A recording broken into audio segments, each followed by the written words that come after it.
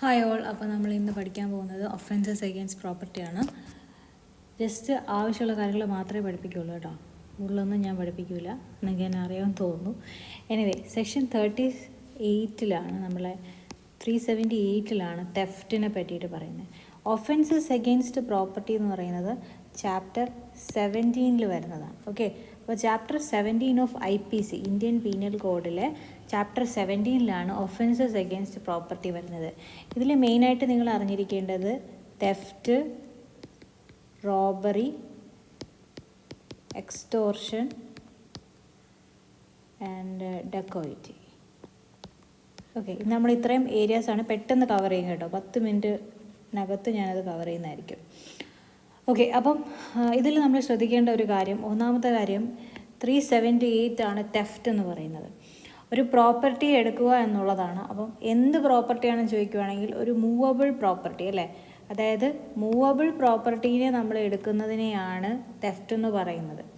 Okay, അപ്പോൾ നമ്മൾ IPCയുടെ movable property define ചെയ്തിട്ടുണ്ട്. എന്താണ് മൂവബിൾ പ്രോപ്പർട്ടി എന്ന് വെച്ച് കഴിഞ്ഞാൽ നമ്മുടെ ഈ എന്താ പറയുക, ഉദാഹരണത്തിന് മരം, ഓക്കെ, പൊടിച്ചുകൊണ്ടിരിക്കുന്ന മരം, അത് മൂവബിൾ പ്രോപ്പർട്ടി അല്ല. അതേസമയം അതിനെ വെട്ടിക്കഴിഞ്ഞാൽ, വെട്ടിയിട്ട വാഴത്തണ്ട് എന്ന് പറയുകയാണെങ്കിൽ വെട്ടിയിട്ട് കഴിഞ്ഞാൽ അതെന്താവും, മൂവബിൾ പ്രോപ്പർട്ടി ആവും.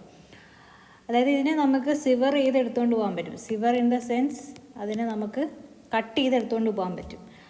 അതാണ് മൂവബിൾ പ്രോപ്പർട്ടി. അപ്പോൾ മൂവബിൾ പ്രോപ്പർട്ടി എന്തൊക്കെ വരും, നമുക്ക് കട്ട് ചെയ്ത് എടുത്തുകൊണ്ട് പോകുന്ന എല്ലാ സാധനങ്ങളും വരും. പക്ഷേ അതിലെന്ത് വരില്ല, ഇമ്മൂവബിൾ പ്രോപ്പർട്ടി വരില്ല. ഇമ്മൂവബിൾ പ്രോപ്പർട്ടി എന്ന് ഉദ്ദേശിക്കുന്നത് നമ്മുടെ പ്രോപ്പർട്ടി, അതായത് നമ്മൾ താമസിക്കുന്ന സ്ഥലം അല്ലെങ്കിൽ പുരയിടം, ഇതൊന്നും എന്തിൽ വരില്ല, തെഫ്റ്റിൽ വരില്ല. അപ്പം ഒരാൾക്കും നമ്മുടെ പുരയിടം മോഷ്ടിച്ചുകൊണ്ട് പോകാൻ പറ്റില്ല അല്ലേ. തെഫ്റ്റ് എന്ന് പറയുന്ന സാധനത്തിൽ ഇമ്മൂവബിൾ പ്രോപ്പർട്ടി വരില്ല, മൂവബിൾ പ്രോപ്പർട്ടിയേ വരുള്ളൂ. പിന്നെ നിങ്ങൾ ചോദിക്കുന്ന ക്വസ്റ്റ്യൻ എന്ന് വെച്ച് കഴിഞ്ഞാൽ, ഒരു പശുവിനെ മോഷ്ടിക്കാൻ സാധിക്കും.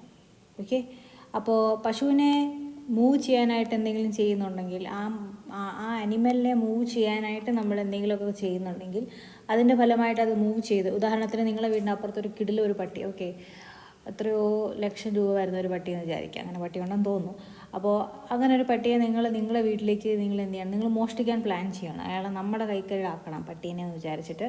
What we are gonna do is, നമ്മൾ ആ പട്ടീനെ കുറച്ച് അതിൻ്റെ ഫേവറേറ്റ് ആയിട്ടുള്ള ഫുഡൊക്കെ ഇട്ട് കൊടുത്തിട്ട് നമ്മളിങ്ങനെ വെയിറ്റ് ചെയ്തിരിക്കും നമ്മുടെ വീട്ടിലേക്ക് വരാനായിട്ട്.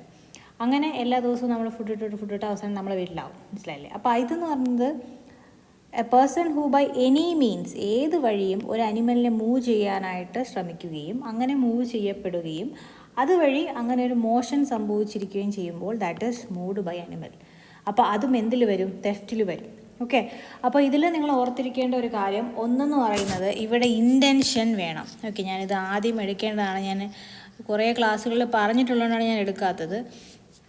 ഒരു ക്രൈം നടക്കണമെങ്കിൽ എന്ത് വേണം, ഒന്നുകിൽ ആക്ഷൻ അല്ലേ, അത് നടക്കണം. പിന്നെ എന്ത് വേണം, ഇൻറ്റൻഷൻ. ഈ ആക്ഷനെയാണ് നമ്മൾ ലാറ്റിൻ ഭാഷയിൽ ആക്ടസ് റിയ എന്ന് പറയുന്നത്.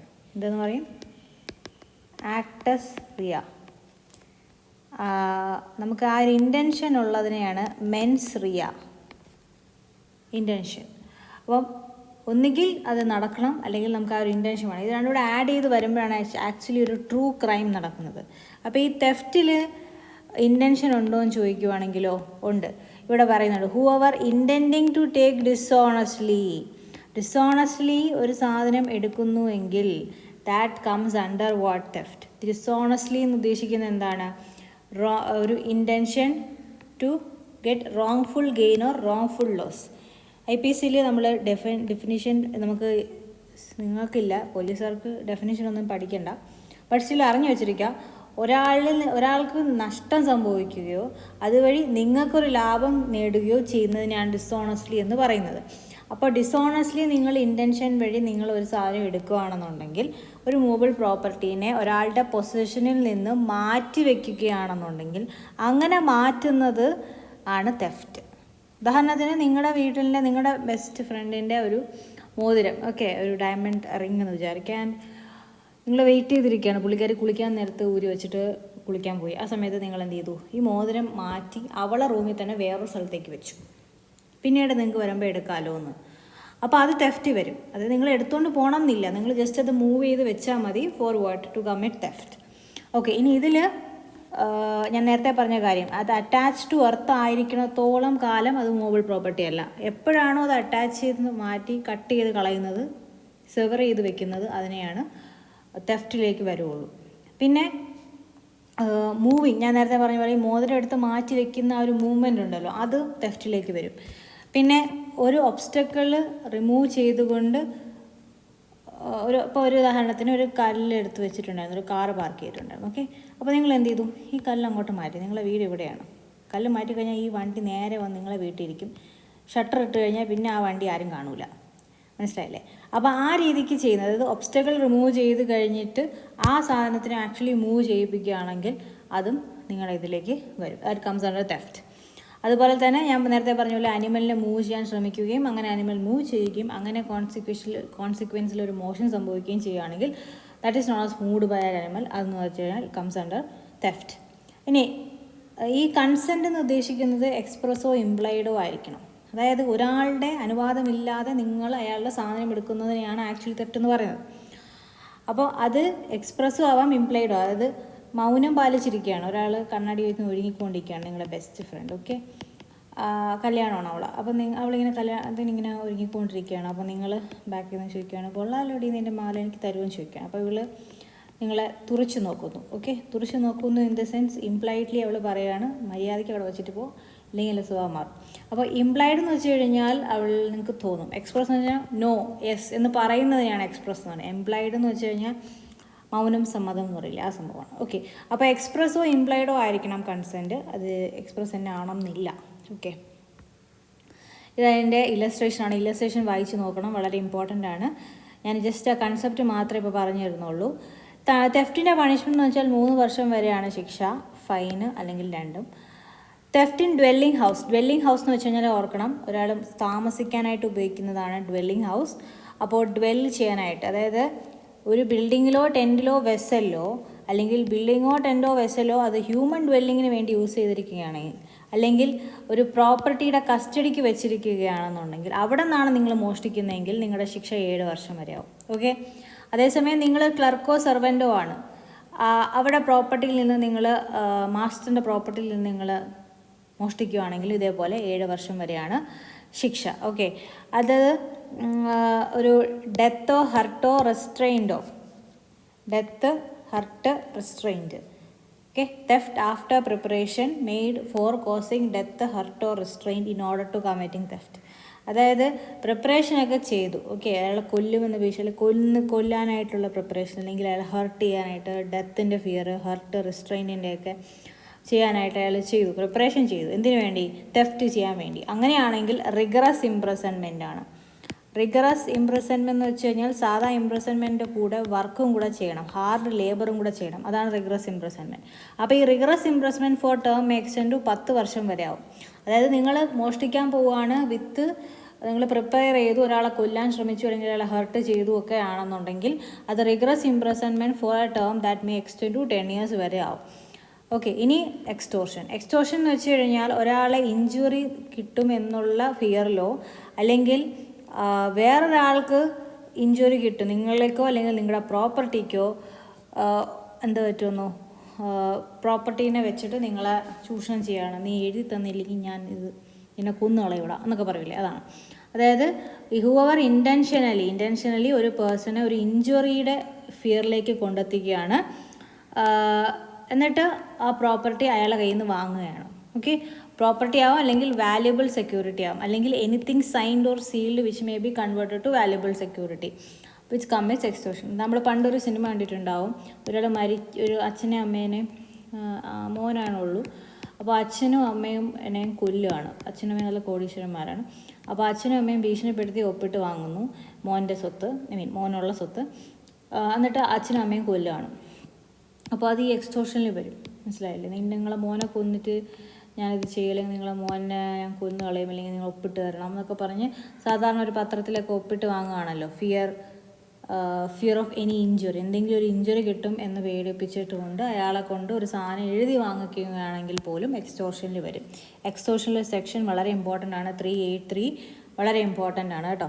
അതായത് 8 എന്ന് പറയുന്ന ഒരു ആളായിട്ട് സങ്കല്പിക്കുക. അപ്പുറത്തും ഇപ്പുറത്തും 2 ഗുണ്ടകൾ നിൽക്കുന്നു, 3 2 ഗുണ്ടകൾ നിൽക്കുന്നു, എക്സ്റ്റോർട്ട് ചെയ്യുന്നു എന്ന് വിചാരിക്കുക. ഓക്കെ, അപ്പോൾ എക്സ്റ്റോർഷൻ എന്ന് വെച്ച് കഴിഞ്ഞാൽ ഇഞ്ചുറി കൊടുത്തിട്ട് അയാളിൽ നിന്ന് സാധനം എഴുതി വാങ്ങുന്നതാണ്.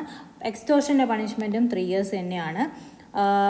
ഒരാളെ ഇഞ്ചുറിയുടെ ഫിയറിലേക്ക് വെക്കുകയാണെങ്കിൽ അത് 2 years വരെ ആവാം. പിന്നെ എക്സ്റ്റോർഷൻ ചെയ്യാൻ വേണ്ടിയിട്ട് ഇഞ്ചുറിയിൽ വെക്കുകയാണെങ്കിൽ 2 years. അതുപോലെ ഡെത്ത് അല്ലെങ്കിൽ ഗ്രീവിയസ് ഹർട്ട് ആണെങ്കിൽ അത് 10 years വരെ പോവും. പണിഷ്മെൻറ്റ് 10 years വരെ പോവും. അതുപോലെ അയാളെ ഡെത്തോ അല്ലെങ്കിൽ ഗ്രീവിയസ് ഹർട്ടോ കൊടുക്കും എന്ന് പേടിപ്പിച്ച് ചെയ്യിപ്പിക്കുകയാണെങ്കിൽ, not to commit extortion, putting a person in fear of death or grievous hurt in order to commit extortion. Extortion ചെയ്യാൻ വേണ്ടിയിട്ട് ഒരാളെ പേടിപ്പിക്കുകയാണെങ്കിൽ അതും ഇംപ്രിസൺമെൻറ്റ് എക്സ്റ്റെൻഡ് ടു 7 years ആണ്. അതുപോലെ ഒരു ഒഫൻസ് ചെയ്യിക്കും, അതായത് ഡെത്തോ ഇംപ്രിസൺമെൻറ്റോ ഫോർ ലൈഫോ ഉള്ള ഒരു ഒഫൻസ് ചെയ്യാൻ വേണ്ടിയിട്ട് എക്സ്റ്റോർഷൻ ചെയ്യുകയാണെന്നുണ്ടെങ്കിൽ അതിനുള്ള ശിക്ഷ എന്ന് പറയുന്നത് 10 years ആണ്. Okay, whoever commits extortion by putting any person in fear of accusation against that person or any other person. Accusation ആണ്, നിന്നെ ഞാൻ ആ കൊല്ലം കുറ്റം ചെയ്തെന്ന് ഞാൻ വയ്ക്കും, ഇല്ലെങ്കിൽ നീ മര്യാദയ്ക്ക് സൈൻ ചെയ്യാൻ പറയും. അപ്പോൾ അങ്ങനെ വരുത്തി തീർക്കുമെന്നൊക്കെ പറഞ്ഞുകൊണ്ട് ഭീഷണിപ്പെടുത്തുകയാണെങ്കിൽ അതിന് 10 years വരെ ഇംപ്രിസൺമെൻറ്റ്. അതുപോലെ തന്നെ ആരും കൊണ്ട് അങ്ങനെ ചെയ്യിപ്പിച്ച് കഴിഞ്ഞാൽ അത് 10 years ലൈഫ് ഇംപ്രിസൺമെൻറ്റ് വരെ പോകും. ഓക്കെ, 377 ആയിട്ടുള്ള പണിഷ്മെൻ്റ് ആണെങ്കിൽ അത് ലൈഫ് ഇംപ്രിസൺമെൻറ്റ് വരെ പോകും. അതായത് ഒരാളെ കൊണ്ട് ചെയ്യിപ്പിക്കുകയാണ് ഇന്നതാവുമെന്ന്. ഇനി ഒരാളെ എക്സ്റ്റോർഷൻ കമ്മിറ്റ് ചെയ്യാൻ വേണ്ടിയിട്ട് ഒരാളെ ഫിയറിൽ അല്ലെങ്കിൽ അക്യൂസേഷൻ ഓഫ് ഒഫൻസിലോ എത്തിക്കുകയാണ്. ഒരാളത്ത് പറയുകയാണ്, ഇതിനെ പേടിപ്പിക്കുകയാണ്, എക്സ്റ്റോർഷൻ ചെയ്യാം, അതായത് അക്യൂസേഷനിൽ തന്നെ വെക്കുകയാണ്. അയാളെ ഫിയറിൽ വെച്ച് കഴിഞ്ഞാലും ഇതേപോലെ 10 years ആണ്, 10 years വരെയാണ് പണിഷ്മെൻറ്റ്. ഓക്കെ, ഇനി റോബറിയും ഡക്കോയിറ്റും. റോബറിയിൽ എൻ്റെ ഒരു പ്രത്യേകത എന്ന് വെച്ചാൽ റോബറിക്കകത്ത് ഒന്നുകിൽ തെഫ്റ്റ് ഉണ്ട് അല്ലെങ്കിൽ എക്സ്റ്റോർഷൻ ഉണ്ട്. ഓക്കെ, തെഫ്റ്റും എക്സ്റ്റോർഷനും നമ്മൾ പഠിച്ചു. റോബറിയിൽ ഒന്നുകിൽ തെഫ്റ്റ് കാണും ഇല്ലെങ്കിൽ എക്സ്റ്റോർഷൻ കാണും. അതാണ് ഫസ്റ്റ് ഡെഫിനിഷൻ ഓഫ് റോബറി. എപ്പോഴാണ് തെഫ്റ്റ് റോബറി ആവണത്? തെഫ്റ്റ് നടത്താൻ വേണ്ടിയിട്ട് തെഫ്റ്റ് ചെയ്യുന്ന സമയത്ത് അല്ലെങ്കിൽ തെഫ്റ്റ് അറ്റംപ്റ്റ് ചെയ്യുന്ന സമയത്ത് അയാൾ ഒരാളെ ഡെത്തോ ഹർട്ടോ റോങ്ഫുൾ റെസ്ട്രെയിൻറ്റോ അല്ലെങ്കിൽ ഇൻസ്റ്റൻറ്റ് ഡെത്തോ ഇൻസ്റ്റൻറ്റ് ഹർട്ടോ ഇൻസ്റ്റൻറ്റ് റോങ്ഫുൾ റെസ്ട്രെയിൻറ്റിലോ വരുത്തുകയാണെങ്കിലാണ് തെഫ്റ്റ് റോബറി ആവുന്നത്. അതായത് ഒരു പേഴ്സണെ ഡെത്തോ ഹർട്ടോ റോങ്ഫുൾ റെസ്ട്രെയിൻറ്റോ അല്ലെങ്കിൽ അയാളെ ഇൻസ്റ്റൻറ്റ് ഡെത്തോ ഇൻസ്റ്റൻറ്റ് ഹർട്ടോ ഇൻസ്റ്റൻറ്റ് റോങ്ഫുൾ റെസ്ട്രെയിൻറ്റോ ചെയ്യുമ്പോഴാണ് ആ തെഫ്റ്റ് എന്താവുന്നത്? റോബറി ആവുന്നത്. അപ്പോൾ തെഫ്റ്റ് റോബറി ആവണമെങ്കിൽ എന്തൊക്കെ വേണം? ഒന്നുകിൽ ഡെത്ത് വേണം, ഹർട്ട് വേണം, ഇല്ലെങ്കിൽ റോങ്ഫുൾ റെസ്ട്രെയിൻറ്റ് വേണം, അല്ലെങ്കിൽ ഇൻസ്റ്റൻറ്റ് ഡെത്ത് വേണം, ഹർട്ട് വേണം, ഇല്ലെങ്കിൽ റോങ്ഫുൾ റെസ്ട്രെയിൻറ്റ് വേണം. എക്സ്റ്റോർഷൻ എപ്പോഴാണ് റോബറി ആവുന്നത്? ആ പേഴ്സണ് instant death, instant hurt, instant wrongful റെസ്ട്രെയിൻറ്റിലേക്ക് എത്തിക്കുന്ന ആ ഒരു സംഭവത്തിലാണ്. റോബറി ചെയ്യുന്ന സമയത്തിന് അങ്ങനെ വരുവാണെങ്കിൽ അത് എക്സ്റ്റോർഷനിലേക്ക് വരും. ഓക്കെ, അതാണ് ഇതിൻ്റെ ഒരു പ്രത്യേകത. അപ്പോൾ ഞാനിനി ഇത്രയും ഞാൻ ഒന്നുകൂടെ എടുക്കും, പക്ഷേ ഇത് ഞാൻ ഷോർട്ടായിട്ട് പറഞ്ഞു തന്നതാണ്. തെഫ്റ്റ്, എക്സ്റ്റോർഷൻ, റോബറി വളരെ സിമ്പിളാണ്. ഇതിൻ്റെ ഏറ്റവും ഇമ്പോർട്ടൻറ്റ് കാര്യം നിങ്ങൾ ഇല്ലസ്ട്രേഷൻ വായിച്ച് പഠിക്കുക എന്നുള്ളതാണ്. ഇല്ലസ്ട്രേഷൻ്റെത് ഞാൻ വെച്ചൊരു അടുത്തൊരു ക്ലാസ് ഇടും. Thank you so much. See you next video. Until then it's me bye. എന്തെങ്കിലും ഡൗട്ട്സോ ക്ലാരിഫിക്കേഷനോ ഉണ്ടെങ്കിൽ താഴെ കമൻറ്റ് ചെയ്യുക. ഞാൻ സ്പീഡ് കൂടി പോവുകയാണെങ്കിൽ നിങ്ങൾ സ്പീഡ് കുറച്ച് വെച്ച് കാണാം. ഓക്കെ.